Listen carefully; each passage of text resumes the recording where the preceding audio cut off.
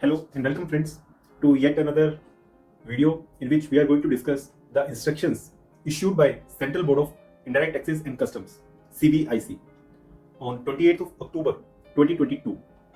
ये जो instructions हैं they are in relation to making of pre-deposit for appeals in relation to Central Excise and Service Tax matters.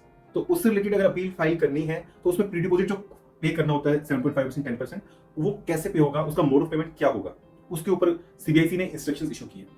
सो ये instructions क्यों issue की वो काफी अमेजिंग चीज है। बॉम्बे हाई कोर्ट ने सोडेक्सो इंडिया के केस में डायरेक्शंस इशू की बोर्ड को कि there is widespread confusion in the market, people are making payment of pre deposit through DRC 03 which is a form in GST regime, और उसके बाद जो कमिश्नर अपील्स है they are dismissing those appeals for defaulty documentation. तो you better come out with a direction how to make the payment. Post that CBIC has come out with these instructions where it says the payments for Central Excise and Service Tax pre-deposit should only be through CBIC GST integrated portal. उसके through आपने payment करनी है, और payments made through DRC 03 under GST regime is not a valid pre-deposit for Central Excise and Service Tax matters. So ये clarification आ गई, that is very good. Going forward it clarifies the situation.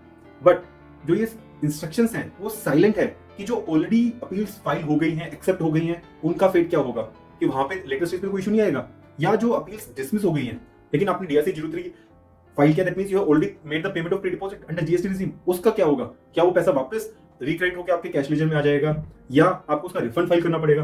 That part is missing in the instructions and CBIC is silent on that. तो it would have been better अगर CBIC clarify कर देता कि जो आज तक DRC 03 के through payment हो गई है वो हम एक्सेप्ट कर लेंगे अपील्स, क्योंकि कुछ कुछ अपील्स एक्सेप्ट हुई है, ऐसा नहीं कि सारी अपील्स रिजेक्ट हो गई, कुछ कमीशन अपील्स ने रिजेक्शन दिए हैं, कुछ ने उनको एक्सेप्ट करके केस को मेरिट्स में प्रोसीड भी किया है। तो इसलिए that kind of clarity would have been better. But CBIC ने प्रोस्पेक्टिवली तो क्लैरिफाई कर दिया कि आज के बाद जो हम अपील फाइल करेंगे उसका प्री डिपॉजिट हमें कैसे पे करना है, बट पहले वाले प्री डिपॉजिट्स के लिए there is no clarity.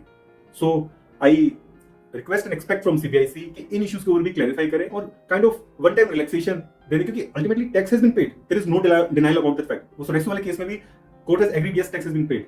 So accordingly CBIC should clarify this aspect also, that would be for the betterment and ease for the tax payers. जिन्होंने ऑलरेडी वो कंप्लायंस कर दी है उनको री कंप्लायंस ना करनी पड़े, रिफंड के लिए टाइम वेस्ट ना करना पड़े, वो उससे उनको काफी बेनिफिट होगा।